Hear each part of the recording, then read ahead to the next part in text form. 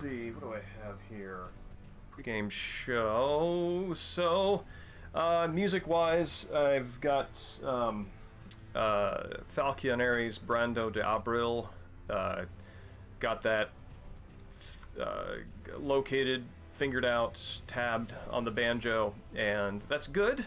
It's just going to take a lot of repetition to see how some of the gaps can be filled in for where the dominant voice is sort of up there and solo and alone and very not very harmonic. So that'll be some time to get that done, but that's fine. For anybody who is interested in what that sounds like, here's that. And moving on to another song by Scarlatti, Sonata in A minor, which is going to be a weird one. I actually have to learn music theory and key signatures to do this one, because so the lowest note on a banjo is a D, and it is the D that is right above middle C. So basically everything north of the middle of the normal piano scale is what's available to me. And that requires a lot of adjustment for a lot of music. The lowest note in Sonata in A minor. Hey, Peacher, it's good to see you. The lowest note in how are you in Sonata in A minor is an A, so I got to bump everything up to a D, which means I got to change it from A minor to E minor, and key signatures are things that I'm going to have to learn. So that's going to be an adventure. So if anybody is curious what that sounds like, this is good. Very good to hear. Short shift. That's it's nice to have the evening to yourself. One of the things that Scarlatti does that's weird, and apparently he was in competition with Mozart for this. If you look at the sheet music, the stuff that's on the bass line actually goes into the treble. So, like, to play it on a keyboard, you actually have to cross your hands over like this in this sort of ridiculous show-offy way. And apparently he did this just to prove that, because Mozart could do it, he proved that he could do it too. So, so that's fun. But I will not be doing that on a banjo. I will be having one hand up here. Where's the camera? Oh, that's the hand that's on camera. One hand up here, one hand down here, and that is how I will have them arranged. But yeah, pre-game show, something neat. So this is a movie called The Heartbreak Yakuza. We're going to look at some shot composition on this, because as a story, it's pretty slow-paced. It's the reason I was interested in this. This is by a director, Masato Harada, and I was interested in this because he did a movie about the bank scandal in the 80s and made it very compelling. So I'm like, oh, that's really cool. I think I'll look at a crime movie that he's done. And he manages to kind of go the other direction, where the crime drama is not that compelling and is kind of boring. So this wasn't one of my favorites, but it's you do need a license to look that cool, and that's the thing about organized crime, is you can just look that cool with cred, which I think is hard coin on the mean streets. But yeah, so it's neat because it does some really interesting things with shot composition. That like this right here, this is an establishing shot. And it's amazing because there are all these different angles pointing in different directions, and he lines up the apartment floors so that some of them are pointing up and joining with the others. You can see they're kind of in the middle of the right.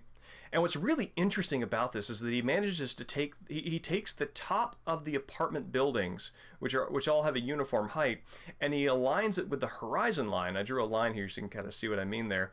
He gets all of that in line, so and everything fits just within the frame. The antennas at the top of the building just kind of touch the top of the screen, so you get a sense that you're seeing the whole thing. And it's just fascinating. I just keep looking at this, and there's just so my eye moves in so many directions, and it has that resting place at the top. I think it's neat. And here's another neat frame in between the two, where he shuts off all but this one patch of water, which is very plain, very still, and a lot of negative space there, and then sends that one lone boat across it. And I like that. It creates a little canvas of the water using the street and the apartment buildings as a frame. This is neat. Several character establishing shots like this. You can see that it's as though the environment sort of radiating away from her and pointing toward her at the same time.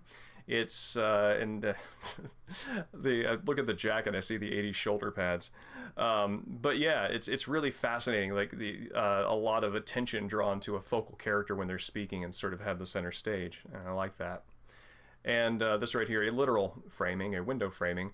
This is kind of neat because significant action happens, but it happens entirely on the other side of the window. We are not looking at this from the perspective of a main character, so I think that's neat. But and that's cool. A lot of horizontal, strong horizontal lines. But this is where my mind kind of goes, because it's brilliant. So, just to tell you what happens. So the camera pans from this establishing point all the way across the ceramic angles of this parking garage, gets every angle in the foreground, midground, and background to line up perfectly as it goes across. And it is stunning. I'm going to show you. I can't show you the actual film, but I will show you screenshots. It is not a Dutch angle. It just looks like one. This is actually straight on. Like if you look at where he is stepping up onto the elevated portion, you can see that's going just straight back into the horizon, and that's what's sort of like mind blowing about this. So let's see.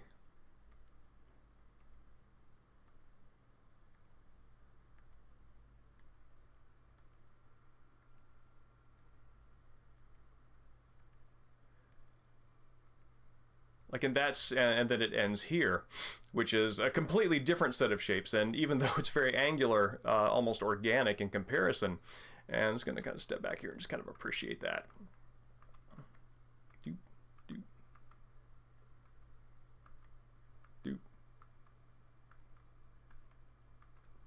So yeah, so he starts there in the back. Everything lines up. It overlaps, and every single shot is just the angles fill the OCD. They slake the OCD thirst, and then it manages to catch him exactly as he's walking underneath the archways. So he's the center of attention, and then it passes him by. He comes up into the foreground, so he goes through background, midground, and foreground until he's in the foreground. And this is the part that kind of blew my mind. Like, this is nice and kind of cool to look at, but he takes his sunglasses and he lifts them up to his face, and he fits them on his face, and then he's completely enshrouded in darkness. So for this entire shot that's about things overlapping and aligning and connecting and then separating, he connects with his sunglasses at the exact moment that all of that is obliterated. So it's like this, it's like the same thing happening, and it's almost, I don't know if it's like an expression of him as a character, but it just lines up with his character action perfectly. And this is neat. I like this. I like the building up of this. This is a sustained shot as they're laying out their arms, as you do when you're storming a organized crime siege. So you've got the different pistols up there, and then the bullets line up there, and it's yeah, I like the way this is divided up with the angles going straight down the center and all that. And this is another instance of a sort of symmetry. This is the Heartbreak Yakuza. Evening, Hobgoblin. It's good to see you. The Heartbreak Yakuza by Masato Harada, and it's, I would say, 3.5 out of 5. It's the shot compositions in this are really cool, and he does a lot of really neat stuff like this.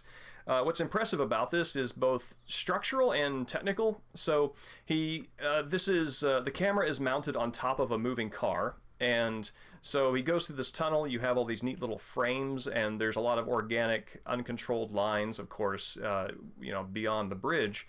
And it's all framed by these, architectural, these structural things. And then it gets out, it gets past the bridge into the city, and then it's then there's this wall. And what's interesting to me about this, okay, so he positioned this camera so that the luggage rack on top of the car is at a specific angle, and throughout this entire shot positioned this thing just so the camera would make that luggage rack parallel to the lines of the safety barrier on the side of the bridge, parallel to almost to that building in the background, like they're all pointing to the same horizon point, and then to the city structures beyond. The walls. It's all parallel, and it all feels very organic, like it's part of the same thing. And he did this with a stationary camera on top of a car, and it's just it's really cool. It's very satisfying, and it's like when you just think about like the fact that he had to mount that in exactly the right angle and then drive down the street in exactly the right angle. It's very impressive, and I dig it. But yeah, so that's what I watched this week. This week. Currently, I'm watching Zatoichi Meets Yojimbo, which is Zatoichi meeting Mifune in a Yojimbo-like role. So that's going to be a lot of fun. But that wraps that up. So we are now back in Elden Ring. Hold on one second. Let me switch the TV.